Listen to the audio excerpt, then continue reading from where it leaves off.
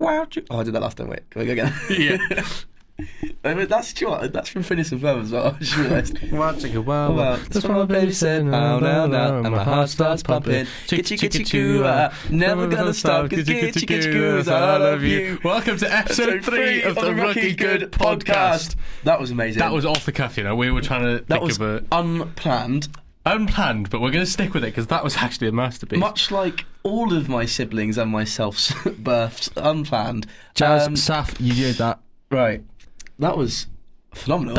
I'm really quite shocked that we started off really well. Smashed that. Now, if you're wondering why we're so, fitting into the podcast studio already, we've actually just filmed episode 4. Before episode 3. Before episode 3. Big guest coming next week. Be excited. Stay tuned. It went well, so stay tuned for that. That'll be exciting. Do we say who the guests are at the end of this episode? Oh, you got to stay to the end, but not right at the end because we were not going to let you skip. You've got to stay until a certain point of the podcast. We'll just drop it in. Yeah. Then you've got to stay for the whole thing. But we'll just get started with this one then, James. Let's go. What should we start with? Obviously, Six Nations. We just had a break. We just had a break week, as did we with the podcast. The third week of podcasting, we took a break with the Six Nations. So we had some games last week, week before last even, some big good games. We had England beating Italy. Italy stuck it. Well, they sort of looked a bit flat the first half, but stuck into it the second half. Your boys, Wales, played... Shocking. Who did they play, France? We played Scotland. No, Scotland, yes. They lost to Scotland, didn't they? Because it's Scotland now on their best run so far. Yeah, it was abysmal. And, oh my God, Ireland-France, what a fucking game that was. Oh, yes. Did you watch that? I did, I believe, yeah. It was just like, the try of the season got scored, and then the next try of the season got scored. Like, it was just... Yeah. Phenomenal game. It was proper edge on the seat stuff. Actually, I was at Cinderford for that, when that game was on, so I'd watched about the first half, and then I had Geordie Josh telling me the scores afterwards. But yeah, so last week there was a lot of the week before last, lot of good rugby, a lot of international Six Nations wonder stuff. Yeah, but a lot of good stuff, big stuff since then. Yeah. So we'll start off with the fixtures for this weekend. We're starting off with Italy Ireland. Yeah. Johnny Sexton's out. He's not starting. Is he? He's not. That. And is that in Rome, I believe? Let me just double check this. We haven't really done much research for this one, but I think it is in Rome. So, if I would love to see, unprofessional bit there, Thomas. Technical difficulty there. Can't cut that out. It stays in. I would love to see Italy do in Ireland because who doesn't want to see that? Love to see that happen because Italy, just everyone's favourite underdog, and. They've played really, really well against France. They did a great job against England, but didn't quite do it. And I want to get. They need to get some wins on the board. Come on, Italy! I'm back in the Italians. I think if there's a time to do it, it's probably now because Johnny Sexton's obviously quite a pivotal player for them, and I don't want to say they struggle without him, but he's very, very important in that team. Yeah. And I think not having him playing, I'm actually not sure why. Maybe he's not on the bench. I'm assuming an injury of some sort. Must have been. I haven't heard. So you've got Ross Burns starting at 10 instead. It's not ideal. Obviously, it is against Italy, so it will be their easiest game. Or one of their... Well, we won't say easiest anymore. Wales are still around the corner. Yeah. But one of their easiest games. So they won't be worrying too much because they are in incredible form. But that's a big loss for them. Yeah. So sure. I'd like to see Italy do them in. That would be good.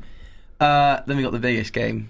The best game. Which is confirmed to be happening now after the week's manics. For a second it might not have been, but yeah. Well, I think we'll start off, we'll talk about the game first and then we'll maybe go into a bit more of that afterwards. Yeah, we'll talk about that, yeah. We might have a camera issue there. England versus Wales. Yeah. Mano a mano. It's just going to be the biggest and the best game of the year, really, isn't it? Because it always is, yeah. It always is. It's a massive game. England obviously just going to absolutely do Wales in because Wales are shit. I hate to say it. I don't want to. Oh, no. But I might have to agree. I think this is one of the first years where, like, obviously, as a rugby fan in general, your team always goes through an up and down, like, highs. Ospreys have been awful for years.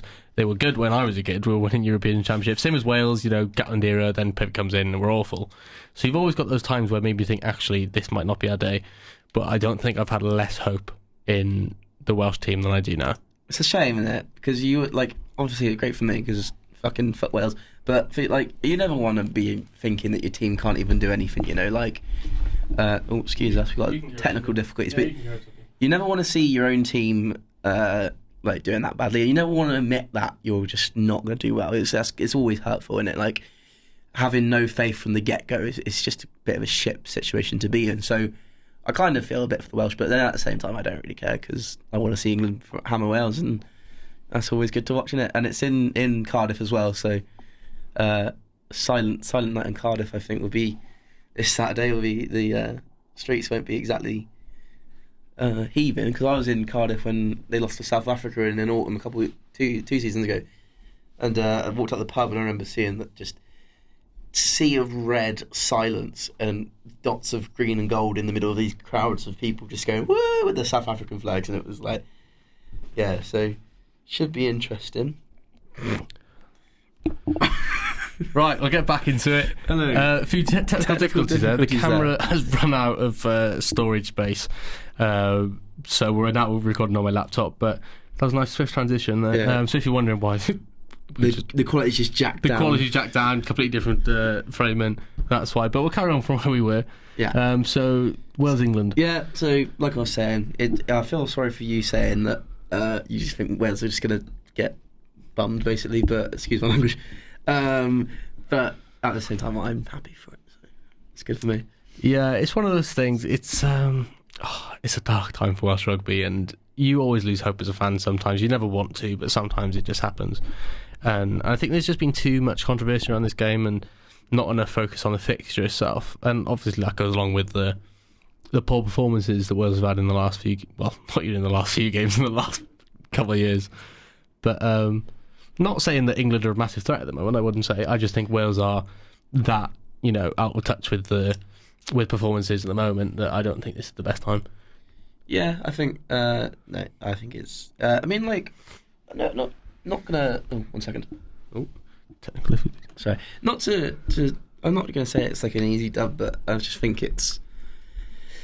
I think... I'm not gonna sit there and say, it's gonna be 100-0, but at the same time, I think it's gonna be, like...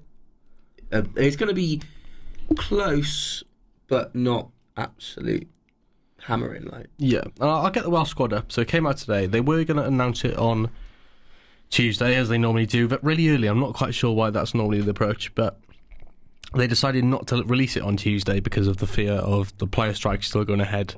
But they have now announced it. It's Thursday now. And they've announced it today, and it's an interesting team, I think. You've got Mason Grady, who, if I'm being totally honest with you, I'm actually not sure who he plays for. I've not heard that name before, no. I don't think many people have. But he's making his debut for Wales, starting at centre against England, which I think is a bold goal. Yeah. A very bold goal. I guess Wales are kind of thinking, though, we've got to do something, and... Yeah. I think we've got a lack of talent in the centre at the moment. Yeah. Our two centres have probably... I don't know how old Mason Grady is, but he's making his debut. And then our other inside centre is Joe Hawkins, with his fourth cap, maybe? Fourth cap. He's 21, it's more 20. More of that young squad stuff in it, really. Like. Yeah, but I just think that's really bold, starting your debut against England, starting at centre. Yeah.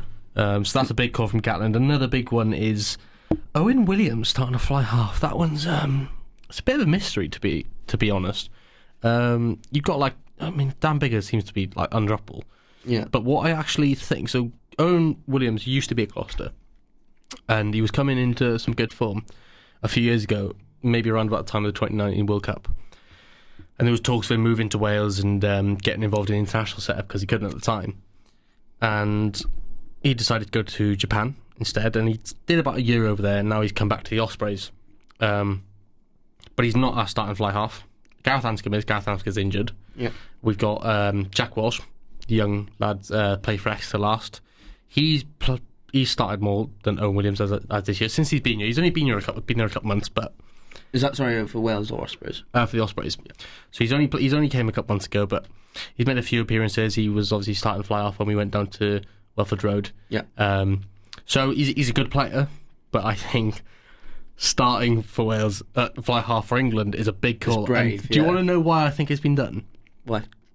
In the last game, obviously Wales were shambolic. Yeah. Do you remember seeing that Dan Biggar had a bit of a go at Rio Dyer on wing? He did. And that's the thing. I think in his younger days, Dan Biggar was always he wasn't always known for being the most professional when he was young, and that's understandable. Like he was one of those players that came on to scene young. He was a top player, and maybe the aptitude wasn't there, but he really grew into a player. I mean, he was captain for Wales last year. He was the captain for the tournament, and I think last week he's really let himself down. I think he shows elements of it sometimes. But yeah, last week obviously it's a low point for everyone's career. I think at the moment in the Welsh squad, they're not putting on the results, especially for someone like Dan Biggar that he's been through the highs and the biggest highs they've had, some of the biggest highs that the team's had. I think he's really let himself down, especially last week. And when he's had those outbursts on like Rio Dyer, a young player starting on the wing, I think that might be Gatland punishing him and saying a little bit like you can't do that because you're not irreplaceable. Yeah.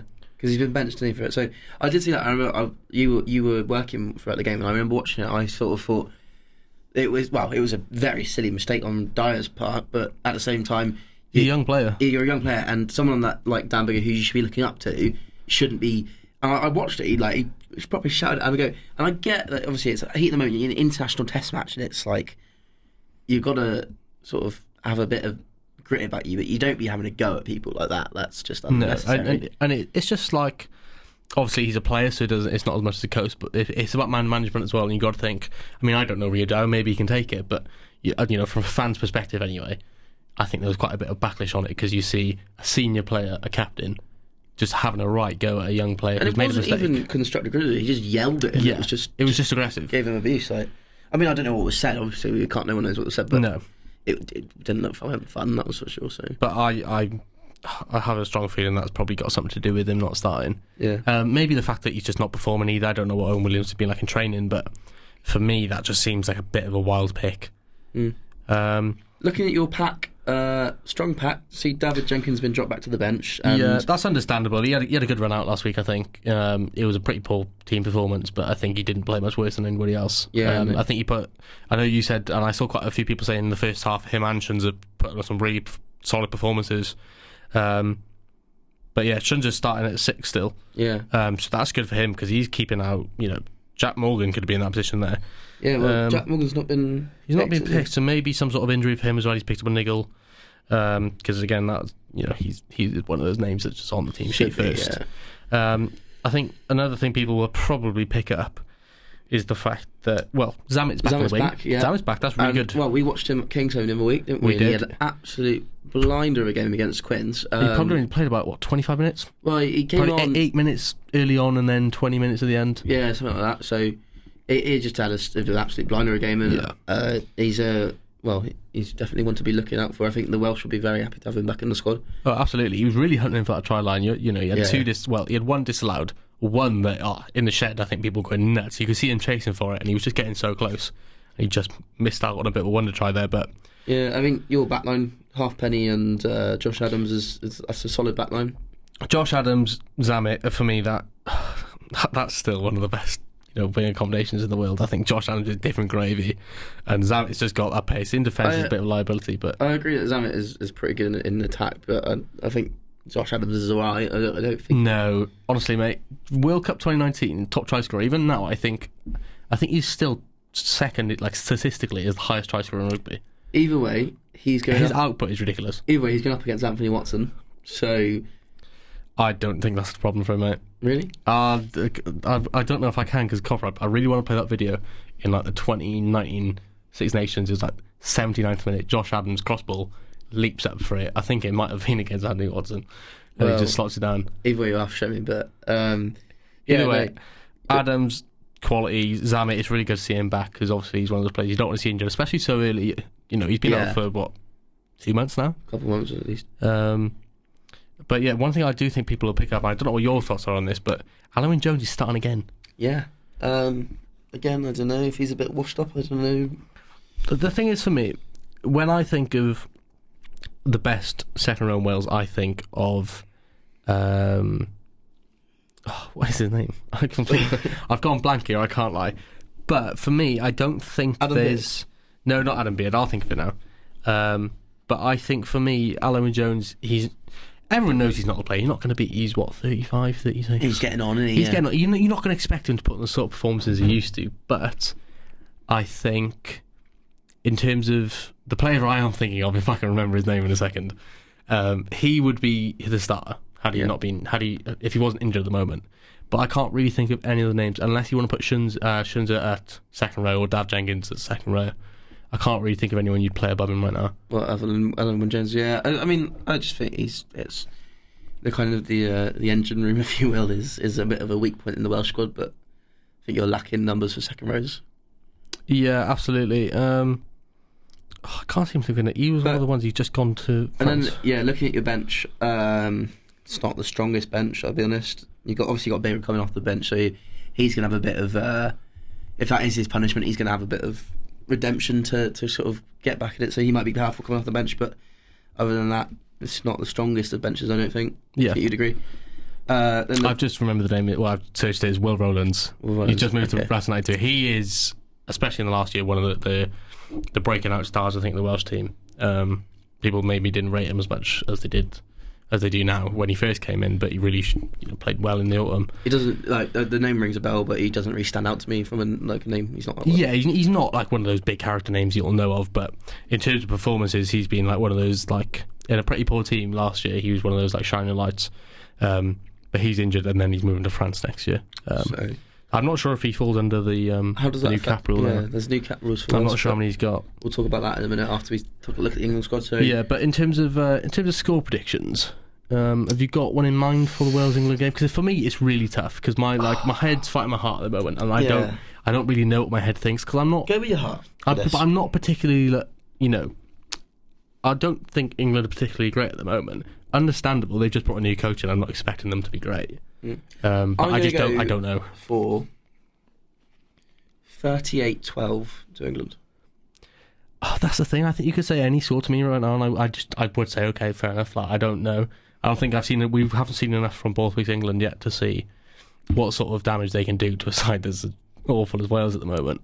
Yeah. And also you don't know, Wales. It's Wales England. Like, no matter what's going on, it normally ends up being a corker from whatever team. It's in Cardiff as well, so exactly. Cardiff. Oh, yeah, because that means a lot, doesn't it? Scotland came down last week and absolutely battered us. So yeah, I'm going to say 38-12. I'm going to go with. I'll be honest, this is a complete pluck of numbers out my head, but I'm going to go with like 32-18 to England. And I hate that I've had to give that prediction. I really do, but I just 38-12. 38. That's what I said. What did you say?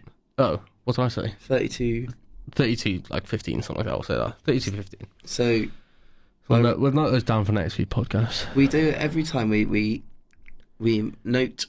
We make score predictions and then no one remembers what we say. So no. I've written it down now. 38-12, James. 32-15, Tom. But I think that even though Wales aren't where they were and it's quite clouded at the moment, and England obviously we don't really know what they can do yet. I think that excitement is still there. Yeah, I think both teams have had got big changing coaches. Got some sort of new players in and out of the mix, especially for Wales. You got Fassel Collins and Chesham and people Arundel for England. So there's some. It's going to be a good game. It's going to definitely. I think it will say a lot about the future of both English and Welsh rugby. And Farrell's starting to fly off again. Yeah, so let's have a quick look at the England team then. So not really any changes in the backs as far as we know, except for Anthony Watson in for Hassel Collins, who has been dropped. He's not benched yet, he's been dropped. And then in the forwards, you've got the same front five, and then Lewis Ludden's back in, Jack Willis at 7, and Don Brown playing at 8. So, strong pack. Jack Willis, different gravy. Yeah. I feel like I've said this on the last episode, maybe the one before, but he's different gravy. Episode 2, I questioned his age. Yeah, well... How old was he? 26. But the point I was making, I get it. Made it look like an idiot because of this, but the point I made with that was I thought maybe now there's players his age who's had more international experience because he was a bit injured for ages. No, definitely. But no, I got absolutely proven wrong. Jack Willis played out of his mind. He was my highest scoring player on my fantasy team. So I did sort of slate him and then I did pick him for my fantasy team. So yeah, no, Jack Willis, different gravy. Yeah, I think one player that I did quite rate before.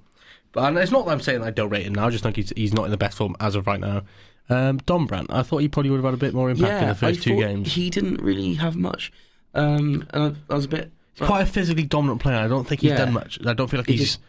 Didn't seem... But he's starting again, so...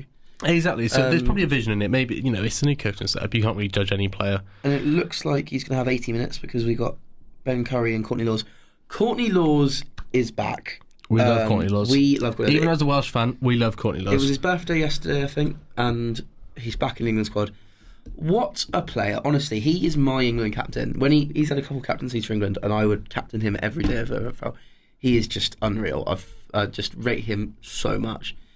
He's one of those leaders as well. You can really, as a professional, you can respect him a lot. He's very experienced. He's as what you can see when he plays. He's very relaxed as a guy. Not take it seriously, but he's very mellow and plays his rugby hard and fast. And I'm so happy to see him back in an England shirt. I think most people will be. He, like I said, as a professional, first of all, I think he's one of those anybody, regardless of where you're from, can look up to him. Yeah. But as a player, there's no doubt in that he's a baller. He's great. Did you see the video that Leicester Tigers, I think, posted of him just tackling people, like just these massive tackles? And it was like a compilation of all his biggest hits for his birthday. It was like to the tune of Happy Birthday. I was loving it. But no, he's an animal. But have you seen that Tom Curry has been confirmed now not to be out? Tom Curry is now out of the Six Nations. Yeah. Injury. That's a big loss, I think, because I feel like he gets overlooked at the moment. I think. Yeah, a second definitely, because I would have started Tom Curry over Lewis Ludlam. Oh, absolutely. On his day, Tom Curry is. Well, I mean, look, I know, like, I'd hate to take it back to old tournaments, but 2019 World Cup, that man was on fire. Yeah, and that was when he was like fairly inexperienced. I think nowadays he's maybe not. He's definitely he's definitely in the mid, like he's a big name. Absolutely. It is also nice to see Ben Curry's brother getting a bit more playtime because he's not really been in definitely, it. There's jokes that people just say. They say that Eddie Jones was just swapping dead and Tom Curry out at half time, so no one knew. But no, it's good that he's. I think first episode we said about the fact that he was in there, and we were a bit like not shocked, but said that it's interesting to see, especially given the last years. But it's the fact that he's sticking around as well, which is good. Yeah. So Ben Curry's on the bench. Dan Cole's on the bench. So Dan Cole, Machiavelli, nice experienced bomb squad to come on the end. Oh yeah. Jack Walker again playing hooker. I think we've got quite a young, inexperienced, front row on the bench as well. So that'll be a good matchup when they both come on in 60th minute. Can't lie to you, Bradley Roberts, Reece Kerr, and Dylan Lewis. I've not heard of any of them. Reece Kerr he's decent amount of caps, but he's still young. Bradley Roberts, I think, is very new. Yeah. Very new. If I'm thinking of the right player. And then who else was it? Dylan Lewis. Blues. He's got a good bit of experience under his belt, but But none of those names. I don't recognise any of those names. So. Yeah, no, they're not. Yeah, not big standouts. I know Gatland rates Reece Kerr a lot. For me, he has his good games. But yeah, I think if you're looking at the bomb squad, I think you're probably backing Vunipola and Dan Cole there, to be honest. And then you got Alex Mitchell, Marcus Smith, and Harry Arndale. So Marcus Smith's still benched. So Steve Borthwick's obviously not a huge fan of the Smith-Farrell 10-12 pairing, which again, like if it's working at keeping Marcus Smith on the bench, if it works, it works. Keep it that way. I think that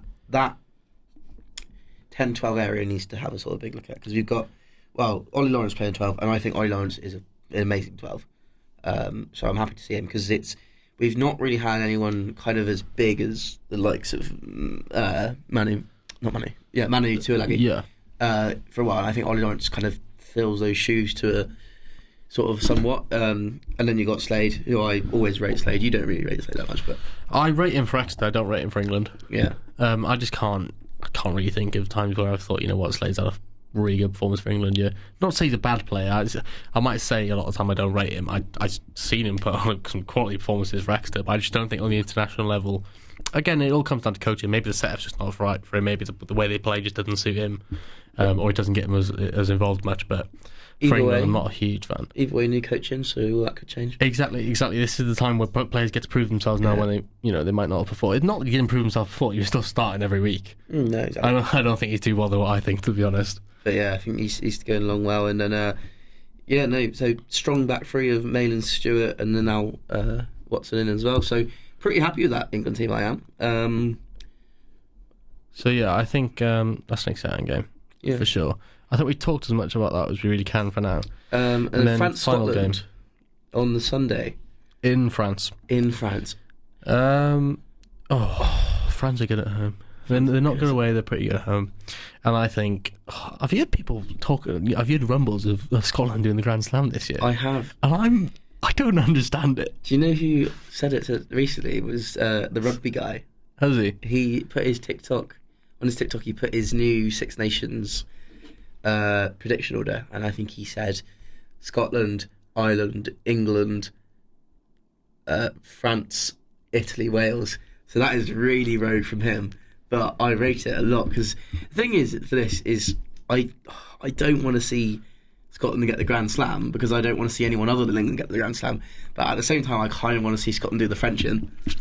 For me personally, I just think there's been so many times throughout our lifetime where you think Scotland are the real deal now. They've got it in them. They got that dog in them. They got that dog. They got that dog in them. But whatever I told you that Scotland got that dog. When does it ever come through? And but they're one. I just can't see them. I can't see Ireland not winning it this year. No, I can't. I don't know. The thing is with Scotland at the minute is they're on the best Six Nations campaign in a couple of years. Yeah, no, best.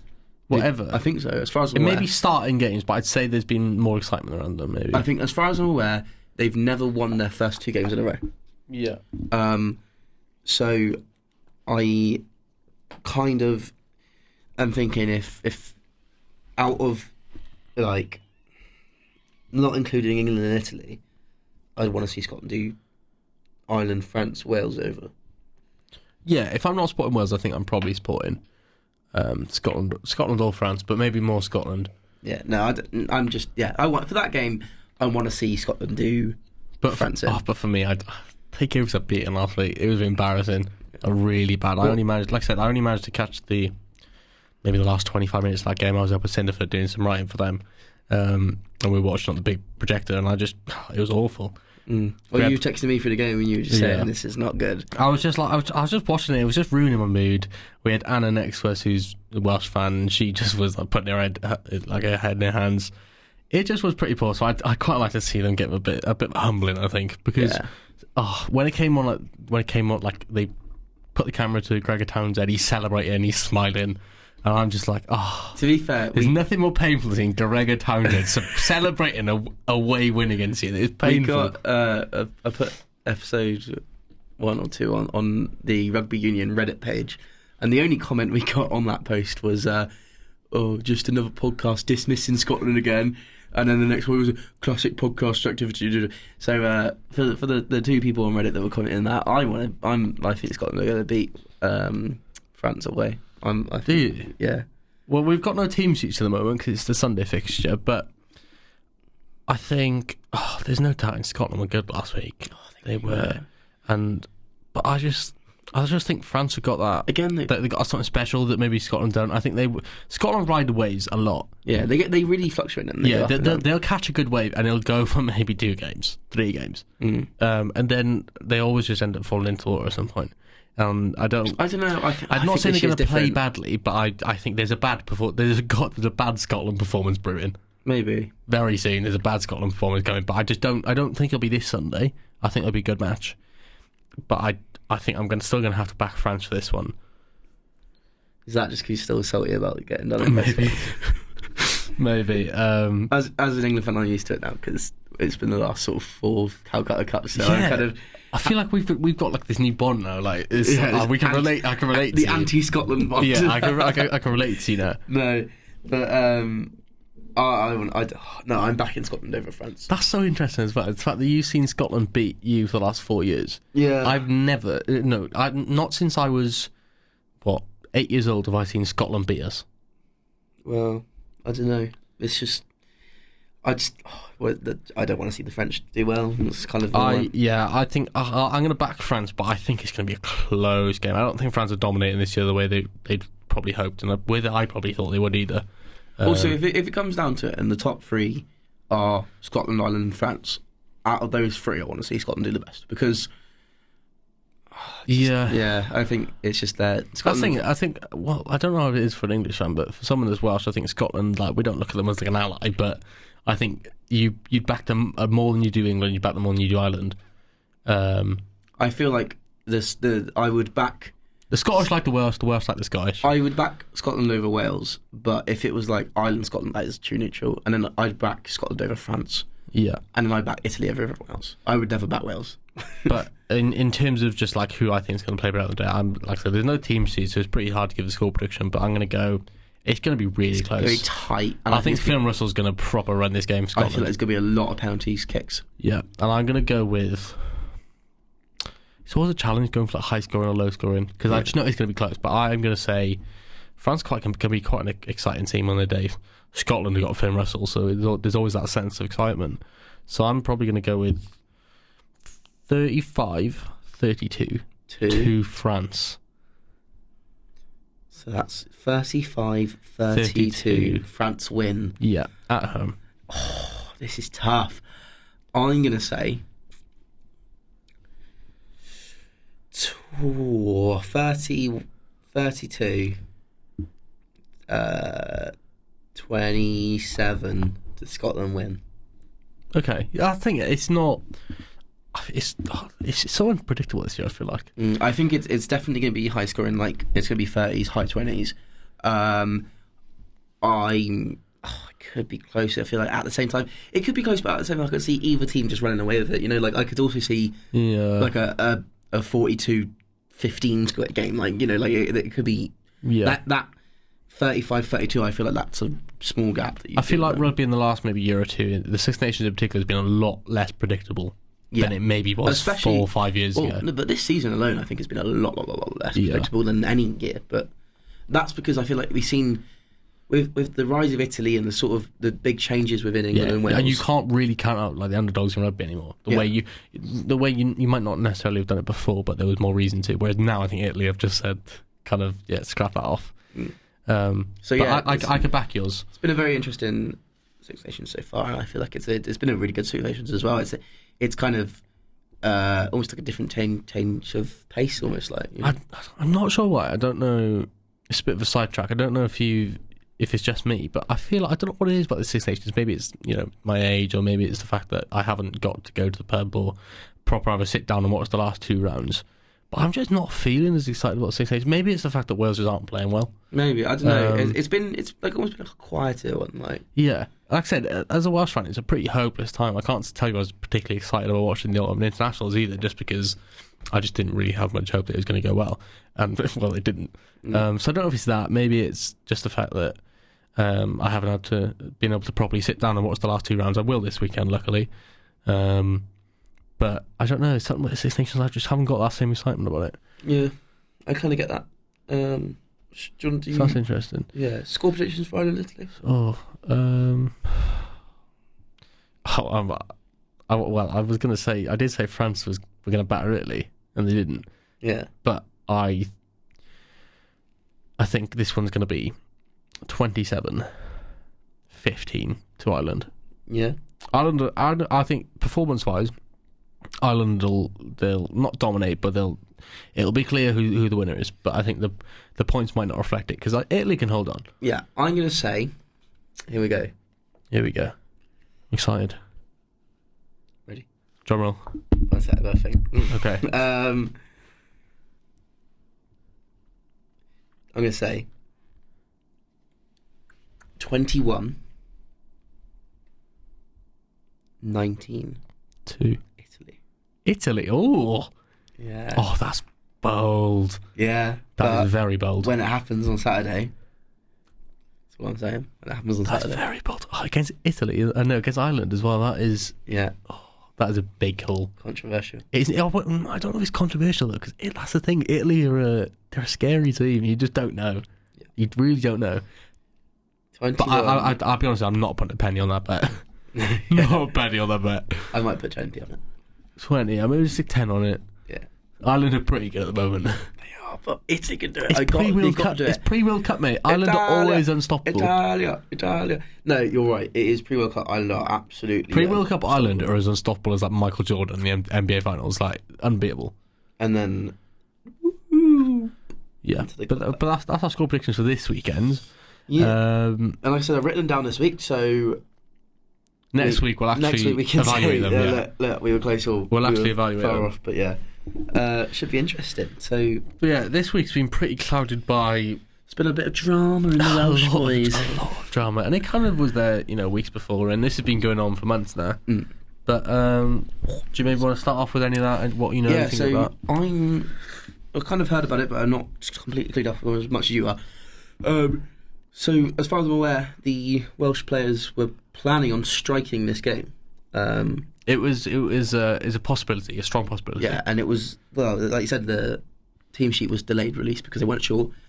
So, as far as I'm aware, there's a lot of sort of controversies going on within the WRU. Yeah. But the main reason they were striking was because of the uncertainty of pay cuts and contracts and whatnot. So do you want to dive into that a bit?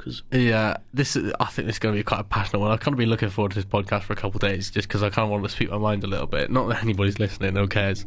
But they are. But for me personally, it's quite hard being a fan and kind of having that uncertainty as a fan. I can't even begin to imagine what it's like as a player. But to be a fan and think, some of my favourite players might not be playing for our international squad anymore. It's crazy. Like it's not something you see in professional sport. Yeah. But the basis around it is that the WRU, they've had enough controversy themselves with different accusations and things like that. That was a BBC documentary, so it's just a bit of a nightmare there as it is. But they haven't let the regions know of their budgets for the next few seasons, and there's a salary cap being introduced. Right. So by not telling the regions don't know how much money they can offer players. And, it's pre-World Cup. Players normally sign contracts after World Cups. So you've got a lot of players will be running out of their contracts now. I think it's 90 in Wales, which you didn't think was a lot, but, there's 4 teams. There's 4 professional teams in Wales. Yeah. Fully professional, yeah. And that probably won't include, academy players. That'll just be senior players. Yeah. And I think, about 90 of them will be going out of contract within the next 5 months. And with 6-7 months to the World Cup, it's pretty ridiculous if that's the situation. Yeah, no, it's nuts, really, isn't it? And what the WRU did was tell all the Welsh teams, you're not allowed to negotiate contracts. You're not allowed to offer them. You're not allowed to, counter anything. Nothing. They're just all cancelled. So a lot of players now are thinking, I've got 4 months until I'm out of a job. I've got no contract. I've got no way of income after that, and I can't go looking elsewhere for a job until I've got an offer from my current employer. Yeah. And also, a lot of them don't want to go elsewhere. You've still got the 60 cap rule that was... well, it's just been changed, but we'll get into that. But that was around. So, these players might be thinking, right, well, I'll go looking for offers elsewhere. But they've still got that ambition to play for their country. So they wanted to hear these offers, but they're just not being given them. And it's through no fault of the clubs. Yeah. I think you've had all the clubs come out and support the players. You had Toby Booth, the Ospreys coach. I think I mentioned it in the first podcast. He said about Nicky Smith, if he wants to leave, we can't do anything because the WRU won't let us offer him a contract. So if he just decides to leave next week, we can't say please don't. Can't hold him, yeah. We can't do anything to stop him. And it basically it reached a bit of a breaking point last week, where because it wasn't being sorted, and you had new chair people coming in and things like this, the players set a deadline of this Wednesday, so yesterday, to essentially meet their demands. And it was never about money or how much money. It's just about the certainty of when they're getting offered, things like that. So their demands were that the 60 cap rule be scrapped. Yeah. I think there was more sort of certainty around their contracts. I think it was something to do about loans as well. I think there was a possibility that players would be sent off for loan without any say. Right. So they wanted that scrapped. They didn't want that involved. There was also, I don't know, this is a more technical thing, but something about variable elements in their contract. They wanted that scrapped. And it's basically just making sure that, as a employee, they're protected and they've got a job. Yeah. That's the thing. A sports team is still a business. It's still you can compare it to like an office with the employees and the managers and being the coaching staff, and then you've got the directors and that's the CEOs. And I think that gets forgotten a lot. It is a company, isn't it? It's not just a. They don't just play it like they don't do that with goodness of the heart. If it doesn't make money, they're not going to pay you the money. They do love the sport, but it's not the whole point of it. It is a business that is there to make money, and it's kind of you forget about that with sport because you kind of think when you look at most sports, it's kind of you don't really think things like this happen, and they do, and it's like.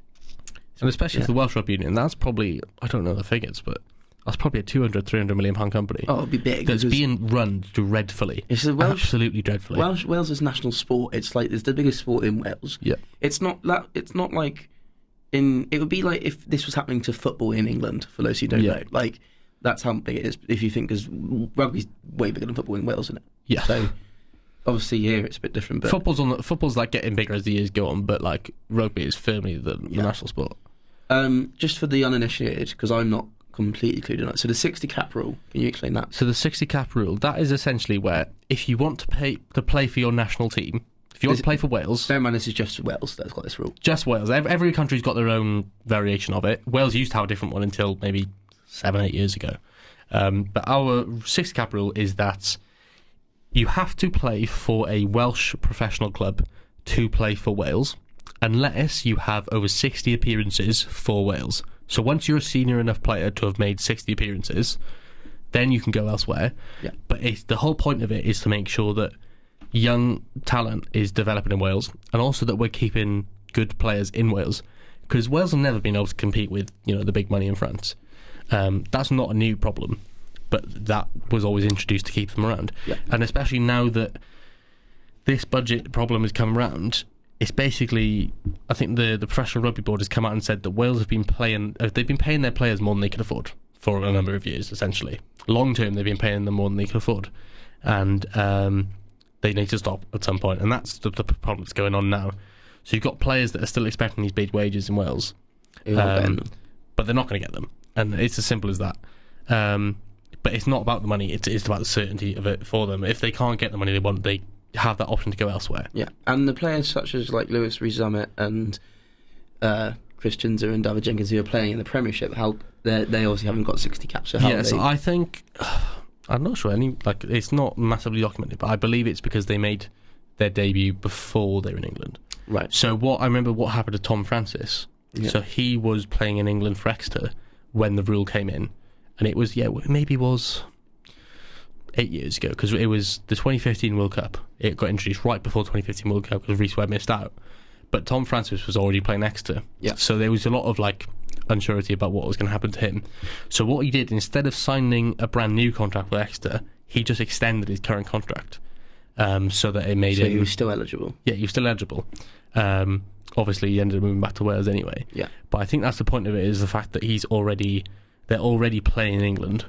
But at some point, when they're going to sign those big money contracts, that's when they unless they haven't got their caps. If they've got their appearances, then it's fine. Yep. But if they haven't got those appearances, they're going to have to move back to Wales if they still want to be eligible. And now the new law they've just brought in is 25 caps. Yeah. So there was crisis talks yesterday. All Welsh professional players, regardless of nationality, all players that play professionally in Wales were all invited to a meeting. Right. In the Vale Hotel. That's where they do their camps and all their things like that. And this is just for the four regions. All 4 teams, all professional players there. So that's a big meeting. That's serious crisis talks. And that was because that was the deadline for the Welsh team. And they said that if the demands aren't met, they will strike, essentially. Yeah. And they wouldn't play the England game. And that wasn't just going to be the internationals. That was going to be, if they tried to bring a second squad in, they'd also said no. There would have been no place to play. So they had their crisis talks yesterday. They had some sort of negotiation. I can't remember what WRU offered them initially. The players stuck their ground and they said no. Or it might have been a part of the negotiations. But one thing they did agree with was that the cap rule would stay, but it would be lowered to 25 from 60. Yeah. Which I think is good. Yeah, I think that's good. I think I'd like that more in England as well. And I think that's what people were asking for. Well, when they originally announced the 60 caps, the big story around it was that Rees Webb, he was one of our best players, if not our best player, probably the form scrum half in the world at the time, right before the World Cup.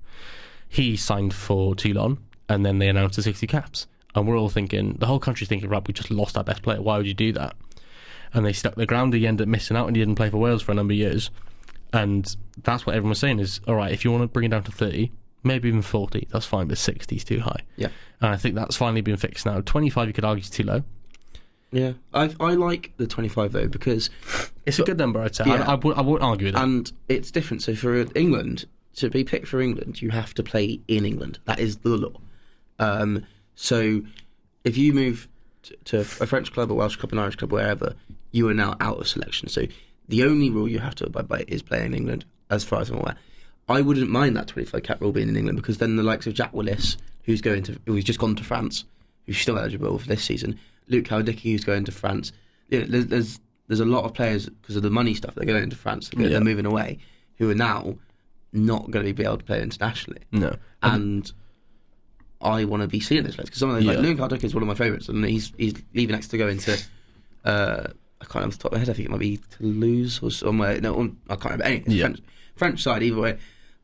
Same for Sam Simmons and other players like that, who are now like not going to get a look in the England squad because they can't get selected. So some of these, like Howdicki's definitely got over 25 caps. Like, it just makes it a bit more better, I think. So I wouldn't mind having a rule like that in place. And the way we used to do it in Wales is that you had to play in Wales, but Gatland essentially had like maybe, I can't remember the number, we'll say 5 or 6 players he could select that weren't in Wales. So then he had to weigh up if he had 7 players who were like starters for him and they were all playing internationally. He had to weigh up then who was more valuable, essentially, which would probably work for England, considering they're so strict with like you have to play in England as like a starter. Again, that rule I wouldn't be too grudging about, because I feel like there's not tons of players that leave in, but there's enough to make a difference. You know?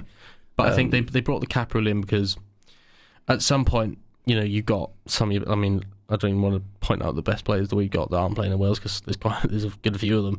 But at some point, you just like Wales couldn't compete. The money was going up in rugby. France, even England, were given stupid wages, and you couldn't then keep your senior players who've done all this work for you. You couldn't keep them in and just said no, like you have to.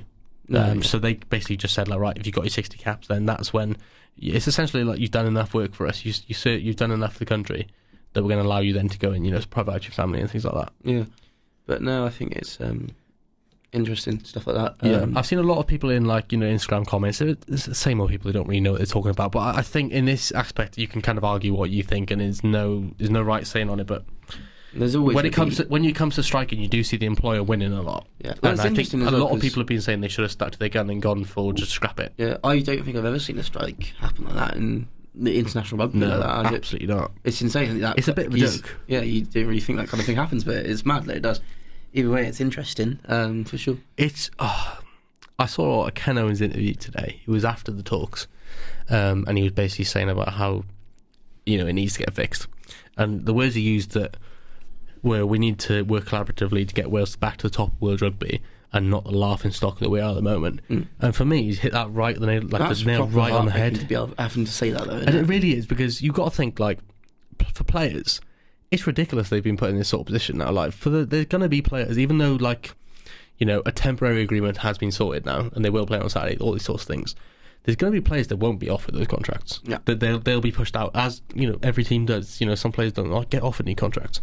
Do they have enough time now to get the best contract for them? Is there room? Have clubs got room left for them now? Sort of things. And for me, it's a complete joke. It's a national squad of one of the best rugby teams in the world, and I think it's just an embarrassment, really. And it's run so poorly, and it's already documented how poor the Welsh Rugby Union board is. You had all those sexist, racist allegations.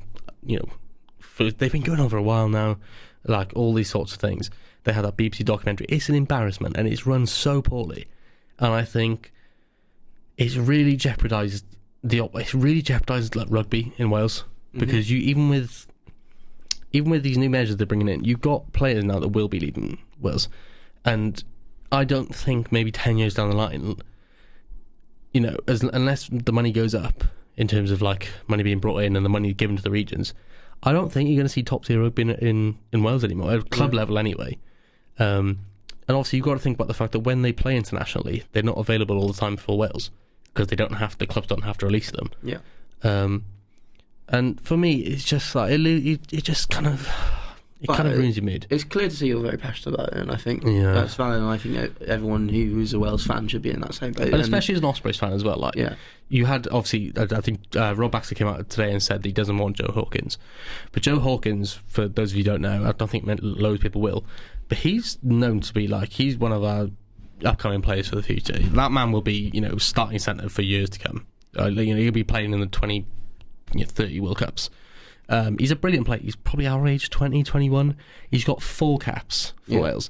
And amid all this, it's come out that Exeter are now planning on poaching him from a club that his boyhood club that he went to supporting, going to games. A coach that's nurtured him from under 18s, brought him up to the starting squad for the Ospreys, starting for Wales, and the fact that because of all this uncertainty and like money, like after 4 caps he's planning on leaving to go to West End. It's come out today that he hasn't now. It's after the 25 cap change. But for me, that's just the fact that we can't even keep hold of a 20-year-old prospect anymore, and I think it's scary that it's come to that level, because if we can't keep hold of him, we're not keeping a hold of top players. Not a chance. So there's a lot of troubles in the Welsh rugby union at the minute, and I think there's I feel like you could probably yap on for days about it. But that's definitely good. Yeah, we'll cut it there. Clearly, you're very passionate about it. And that's the thing. It's one of those things where it's not. They might have come to a temporary resolution, but it's all just the financials of rugby. Personally, I think it's going to improve. I can't see it going much further downhill than it already is. No, it's reached like a PR disaster bottom now. Yeah, it can't get any worse. So it can only improve. But I think I think there'll be a couple of years maybe where Wales are. Can I ask you a question though? Do you think that striking would have been a good option? Because I'll start off with mine, because I've already got my opinion. For me, I think in these sorts of situations, a strike is needed. Because if your employer, like WA, they're useless, right? It's an embarrassment how badly that business is run. And hopefully now it's starting to get fixed. But as employees, that's the only way to kind of, if they for months they've been trying to sort this, and they've been asking for meetings, and the chairperson wasn't turning up to them. It was never getting sorted. No, that's complete. So it's met that point now where they had to be done. But on the flip side, I'm fully with the players on doing it. But on the flip side, it only would have made things worse. Because the whole problem around it is that the WRU doesn't have the money, and they don't know how to figure out their financials. So to strike an England-Wales Six Nations game, 20 million maybe, I don't know. Yeah. To strike also, that's a lot of money. Personally, I think as well, no one wants to not be playing rugby. No. These guys don't do it for the paycheck. They do it, well, they obviously do, but for the passion. They do it because they love rugby. Yeah. You don't just think, I've got to go play. None of them want to be in that position. Ken Owens didn't want to be in that interview saying that it's hit a rock bottom. Yeah. So either way, it's shit. That's what it is. It's awful. To put it as a bottom line, it's shit, because if you're not a Wales fan, you think, it doesn't bother me. Well, it does, because if you haven't got a Welsh side to play against, because they're all striking, great. I can watch Italy, Ireland, and France. But it also comes down to it's all financial. Like you can look at the Wasps. Worcester don't think it doesn't affect me, but your team's in the same position. Yeah, and I think it'll never get back. It won't get as bad as it did for Wales for anyone. But it does come down to budget cuts and the fact that the money's just not coming in. But I think, like I said, the money will start coming back in, and I think it's just a matter of time until it kind of starts improving. But I think the next few seasons for Wales are not going to be ideal. I think it'll be interesting to see who stays, who leaves. Yeah, I don't think your World Cup campaign is going to be all that promising. I don't know. Sadly. We'll hold out for the hope. Gatland's going to come back. He's going to do all from the Six Nations, and he's going to win us a World Cup. In my dreams, but I'm going to hold it in the back of my head. Visual listeners, I made a funny face, but I stuck my arm up in the air. But yeah, I think, like I said, Wales got a tough few years ahead of them. Yeah, it's like a rebuilding phase, but of the international setup, which is not even weird because of who are they going to bring in, who they're not. It's actually who's going to be available to them. Yeah, because how many players are going to leave now? That's the question. But we'll see that in the next couple of years. But yeah, it's really been it's been a weird week in rugby. It's been a weird season for rugby. It has. Across the board, it's been a weird season. Yeah, it's like a bit of a silly season. Yeah. It's been crazy. Yeah, I think that's probably put quite a bit of a dampener on the Six Nations for me, particularly, and also just Welsh fans in general. Yeah. Hopefully that won't have too much of an impact on the weekend, though, because it is confirmed to be on. Yesterday, we didn't actually know the game was happening, which is crazy. But it's good to know that it's back on. Quick little talking point. Shall we move on from that? So we saw the end of the Premiership Rugby Cup this week. Oh, did we? So I can't tell you I know much about this one. I only know a little bit, but I'll tell you what I know. Brilliant. So the Premiership Rugby Cup, for those who don't know, is a similar league to the Premiership teams-wise, but it is developing younger players is the idea. So you've got, obviously it's not all just 18-year-olds, but there's no, scrap that. It's not the Premiership Rugby Cup. It was the Under-18s Premiership that ended. A stinker. So ignore what I've just said. But so that is a tournament with this Under-18s. So young and upcoming boys who are playing in for these teams' academies and stuff. And we watched, I think it was London Irish take the win for that. and then I think Exeter came second to last, so not ideal for us, but they still played well. And Tom is taking a selfie in the booth. Yep. So professional. Yep. So yeah, Premiership Rugby Cup though, the final is coming up soon, 19th of March. Where's it being played? It is at the G-Tech Community Stadium. That is... I want to say... Oh, no, I know this. This is... That's Irish's. Sorry? I think that's London Irish's. Well, I think so, because... Only because I know the Weird News there recently, and I remember typing it, but I don't know why. It is... I'm not sure. Find out. But, yeah, the final of the Premiership Rugby Cup, which is this younger league of sort of more youthful players, is Exeter versus London Irish. And I watched the Exeter game the other day. Oh, it's the home of Brentford Football Club. Brentford FC. Why do I know that in a rugby aspect, though? I don't know, maybe they share it, but Tom will find out while I talk about this. So yeah, so Exeter versus London Irish for the not under 18s, sorry, for the Premiership Rugby Cup, which is, like I said, the Youth League, and that's at 2 p.m. on Sunday the 19th of March for anyone who is interested for that. Yeah, London Irish is grand. Do they share it with Brentford today? Yeah. There you go, so the more you know. But that should be a good game. There'll be some players that have got a few sort of big names in there, but not huge. It's good that he got a tournament of that capacity and of that size. Also, it gets it gets marketed a lot. Obviously not at a Premiership level, but you see it on your social media a lot. But they post it on social media, but they give the tickets up pretty cheap. I think. Yeah. It was clubs are really trying to get people going to them, and I think they get a few people. Exeter played Sale Sharks in the semis.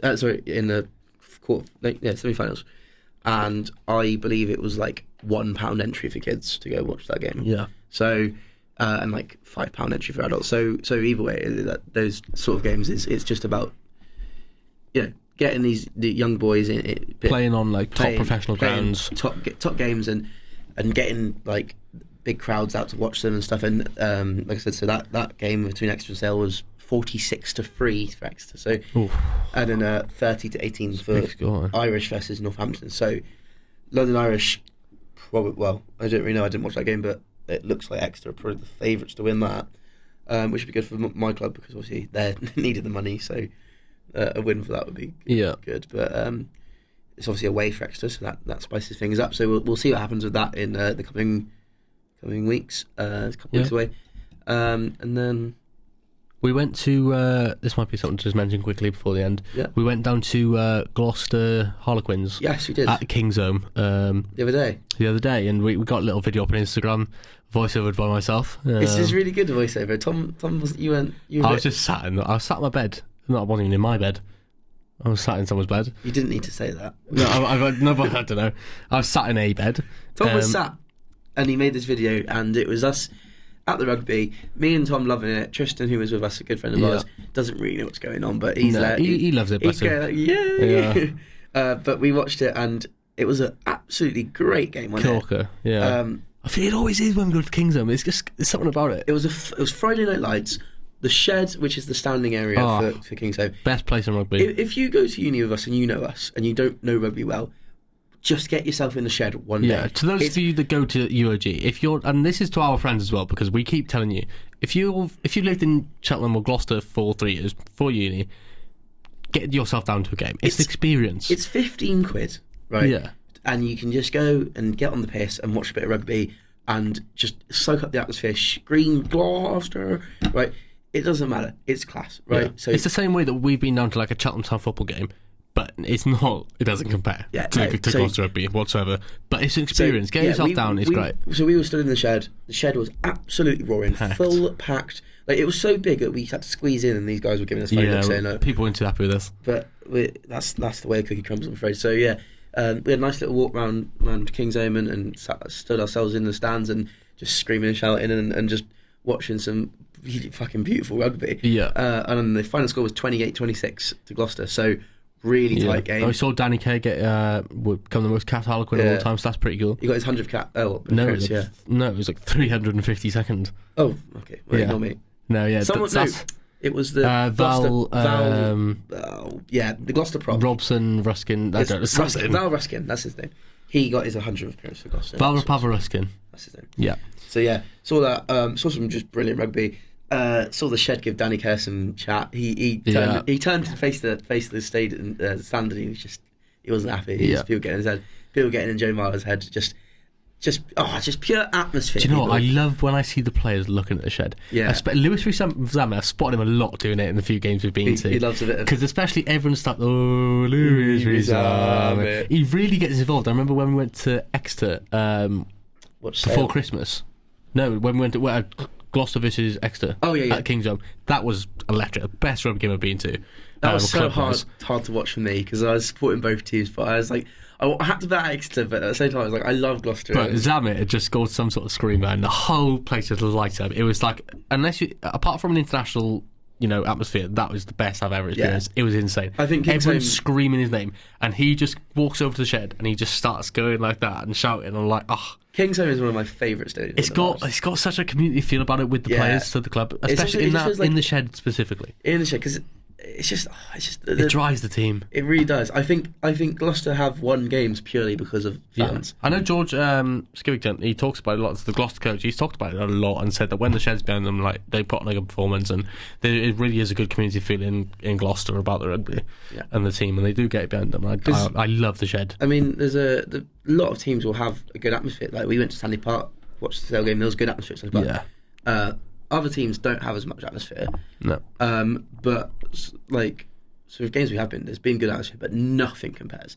No. Especially that Queen's game. That was the liveliest game I've seen. Oh no, I'd say the Exeter game was. That was a huge game. Again, it was sellout, wasn't it? That was a sellout. This one wasn't. Was it not? No, because the one we went to before, they didn't let us walk further in the shed. We had to stand by the entrance. Right. Yeah. It was crazy. Still, anyway, it was jam packed. Yeah. But yeah, no, it's unmatched atmosphere. Yeah, it really is. So that's one thing we definitely recommend even if you're not near Gloucester, get yourself down because the atmosphere is like nothing else you see in rugby apart from international. If you're listening to this from anywhere in the world, go to a Gloucester away day or just go to, even if your team's not playing, just go watch a Gloucester game because they're unreal. And that's the thing, neither of us before uni, like I think Gloucester probably would have been my Premiership team, but Ospreys is the team I support, Exeter is the team you support, and I can just tell you now it doesn't compare. Well, before uni, Exeter was always my first team. And I just said Quins on my second team because I quite like Joe Marler, Marcus Smith. They're now, it's 100% Gloucester. Since getting my uni offer, I changed to Gloucester as my second team. We've been down to quite a few grounds now, and it doesn't compare. None of them compared to King's Home. It's different, and I do love going there. It's unreal. Hopefully we'll get down to a few more games this season. Definitely more next season, and then we'll get them little vlogs up on the Instagram, and I'm sure you'll enjoy them. We'll up the voiceover quality next time. Not your little you did a little Welsh intro, and then you did a dodgy Border Boys back. Yeah, I did quite like the part when you're like Gloucester, and I said, cheers for that, James. Cheers for that. My favourite part is you go, I'll let you all listen to the mighty roar of the shed, and it's the quietest video. So I didn't hit the audio button. So he goes, I'll let you listen to the roar, and it's like Gloucester. But no, it is unreal, the shed. I love it. Yeah, no, it's good getting down there. But I don't think we've for this is our second podcast episode within 3 hours. Yeah, so we recorded 2 in one today. Yeah, so it's pretty long, but they've both gone. It's been a long few hours. I'm a bit tired now, I can't lie. I have been yawning, I can't lie to you. Yeah, I'm a bit knackered, but we've scraped another hour plus episode. So we'll wrap it up here, I think. So we'll wrap it up here. Thank you for joining for the 3rd episode. Hope you've enjoyed. Follow us on our socials, things like that, and look forward. If you've enjoyed the 3rd episode, we did tell you we'd tell you who our guest episode is. Oh yes, we did. James, you actually got them on. Do you want to tell us who it is? I was so happy. So for those who don't know, there's a TikTok account called the Rugby Pilgrimage, and they are some lads based sort of Leicester way, and they go up and down the country playing for different grassroots teams, second teams, third teams, for clubs, just to sort of help get numbers up and then promote grassroots rugby and sort of spread that message and also have a fun touring around while they do it. And we spoke to Sean and Adam from the Rugby Pilgrimage in what you'll see next week's episode. We actually filmed that before this one. So we spoke to those boys, and it was really good. It was really good. Really interesting. Good insight. Yeah. Proper. Well, so if you don't listen to our podcast, this is the one to watch. That's even if you're not a big rugby fan, I think that's a lot of what they are. It's getting people in, and spreading awareness and things like that. So yeah, really, really insightful talking to those guys, their opinions on different matters that you'll see. Yeah. And it was also Adam's birthday today, so wish him a happy birthday. So We'll give a little post and we'll tag them in that. So go and wish him a happy birthday for this week. So So look forward to that. That'll and be out, next Wednesday, Thursday, maybe. Yeah. So look forward to that. That was a good one. Hope you've enjoyed this one. As always, I think this one's gone better than the second one. This is definitely up there. I think we're starting to get a bit of a flow now. We're getting naturally. Yeah. At the minute, I'm ranking it episode 4, episode 1, episode 3, episode 2. That's how my ranking is. Yeah, definitely. But episode 2 is out in the mud. Yeah. In the bin. We've got a bit of... we got a bit of set now. poppage this time. Yeah, we're building a bit of a set. As you saw from the start when we had our actual camera, we're upping the quality. We've got, obviously now I'm on my laptop, but we're upping the quality. We've got a big camera in, got a little gloss of flag down, so we're just trying to up the quality a little bit and improve it step by step. That's me doing now 6% of the work, not 5%. Oh, I love that. Yeah, right. So thanks for that. Thank you for watching. Thank you for listening. Thank you for being here as always. With us. Have a just great day and all night or whatever time you listen to this. Just have a great time. Yeah, and we'll see you next time. Keep on keeping on. See you soon. Lots of love.